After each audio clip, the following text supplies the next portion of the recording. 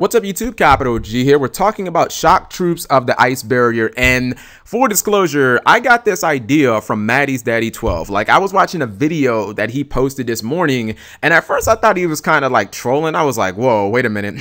You're telling me that an ice barrier card is going to be like hot tech? I don't believe you. So I watched the video and it was like, oh my goodness, this is actually very legitimate. And I feel like this is going to become a hot topic among Yugi tubers for at least the next 48 hours. Now, if you don't know what the card does, it says you contribute this card to destroy one face-up water monster on the field, add one ice barrier monster from your deck to your hand. And when I think about ice barriers, I think of a very underwhelming art type that never reached its competitive potential because Konami made the archetype kind of like ass backwards. Like, they made all the regular monsters pretty mediocre, and then they made all the extra deck monsters like fucking amazing. Like, when you think of ice barrier synchros, Trishula, Brio, Delorean, Gungnir, like, they're all amazing. Every single one of those cards has been like semi-limited or limited or banned, you know what I mean? So like, all their extra deck monsters are legitimately broken as hell, and all the core monsters are just like, really? This is what we have to work with? You know, like, it didn't even make any sense.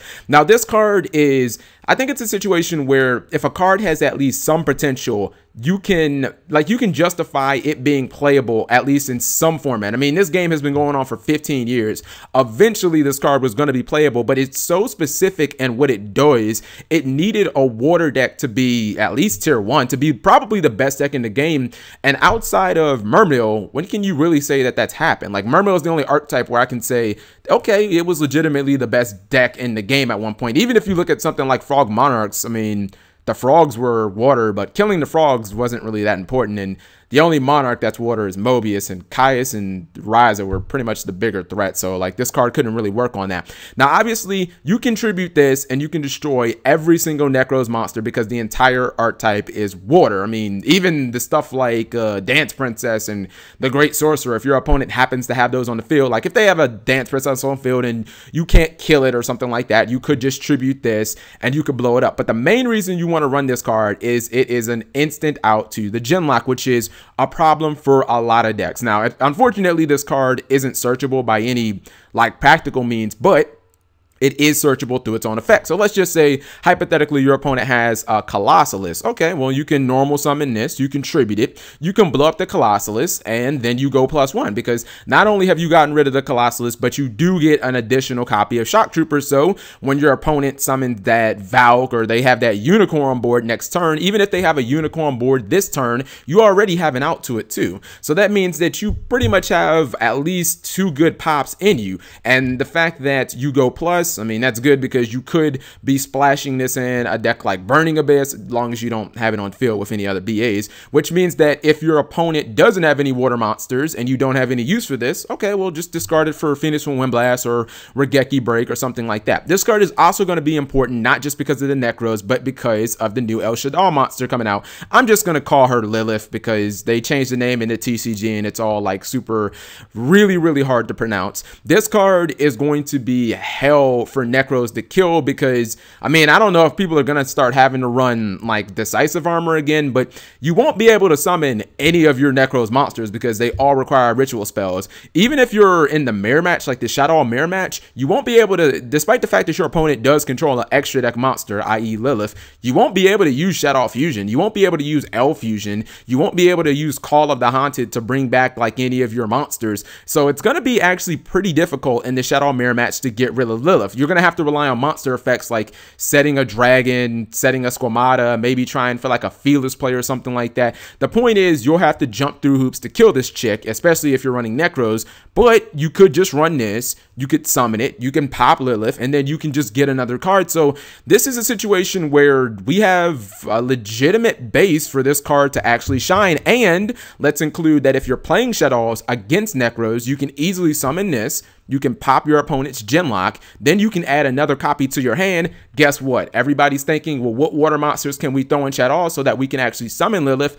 Because obviously there is no Nodin, and Treeborn Frog doesn't really Like for Treeborn Frog, you kind of have to like go back to econs to maximize it. You could easily use this as a water monster. So you summon shock troops, blow up your opponent's Genlock, add another shock troops. Then you can easily like L fusion, or you can use the second copy in your hand to fuse into Lilith, essentially just destroying and shitting all over the Necros player. So I like this card a lot because it provides additional advantage. I mean, yes, people are playing things like DD Warrior Lady, and sometimes Sir Teller Knights will play things like Regal, which those cards are searchable and they definitely out the Genlock, but this card gives you more utility. It gives you not only a guaranteed out to the Genlock, which, I mean, I guess your opponent could use like Gungnir or something like that, or Trishula to make sure the monster can get targeted, but once you get rid of the monster, you essentially go plus. And if you're playing decks where you have other outlets for the water monster, you just get additional bonuses.